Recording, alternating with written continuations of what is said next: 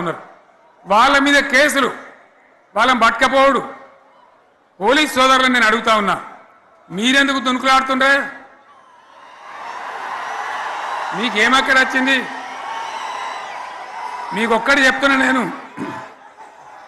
గ్యారంటీగా పోలీసు మిత్రులారా, ఇవాళ పోయి రాత్రి మీ డైరీలలో రాసుకోండి,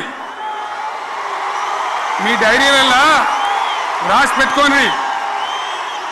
100కు 100% ఇలా తెలంగాణ చెలరేగిన పరిస్థితికి మళ్ళా వచ్చేది బీఆర్ఎస్ గవర్నమెంటే.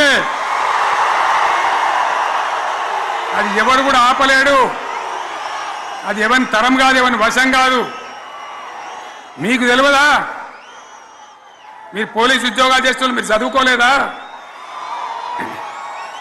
మీకు కూడా విజ్ఞానం ఉంది కదా?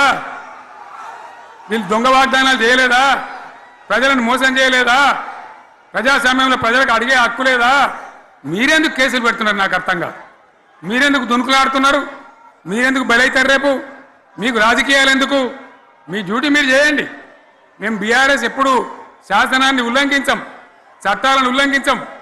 అయినా నేను ఒక్క మాట మళ్ళీ చెప్తా ఉన్నా, మీకు ఆల్రెడీ చెప్తా ఉన్నారు పార్టీ నుంచి, ఎక్కడ ఎవరిని మీ మీద అన్యాయం కేసులు పెట్టినా మన టీఆర్ఎస్ లీగల్ సెల్ వీరులు ఉన్నారు, మీరు భయపడే అవసరం లేదు.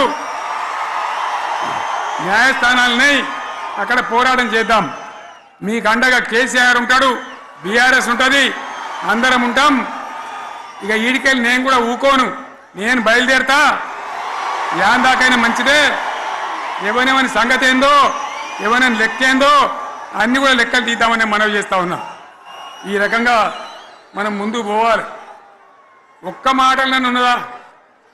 ఇవాళ ఈ ప్రభుత్వం, ఈ కాంగ్రెస్ నయవంచక ప్రభుత్వం సంక్షేమంలో ఫెయిల్, మంచినీళ్ళలో ఫెయిల్, పొలాలకు నీళ్ళు ఇవ్వడంలో, సాగు నీళ్ళలో ఫెయిల్, కరెంటు సరఫరాలో ఫెయిల్, రైతు బంధులో ఫెయిల్, విత్తనాలు ఎరువులు సరఫరాలో ఫెయిలేనా?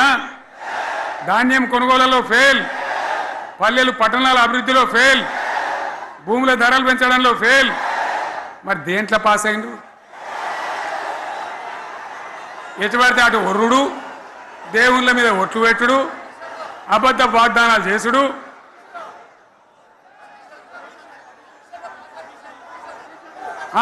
కమిషన్ అట 20-30% కమిషన్లు తీసుకున్నాడు, సంచులు నింపుడు, సంచులు మోసుడు. అంతేనా? కరెక్టేనా ఈ మాట? అన్నా కరెక్టేనా? నేను చెప్పి అన్ని ఫెయిల్ అయిందా ఈ ప్రభుత్వం? నిజమైతే ఒకసారి చేతులు లేవటరు దయచేసి. స్టేజ్ మీద లేవటరా? ఫెయిలేనా? ఈ మాట 20%, 30% కమిషన్లని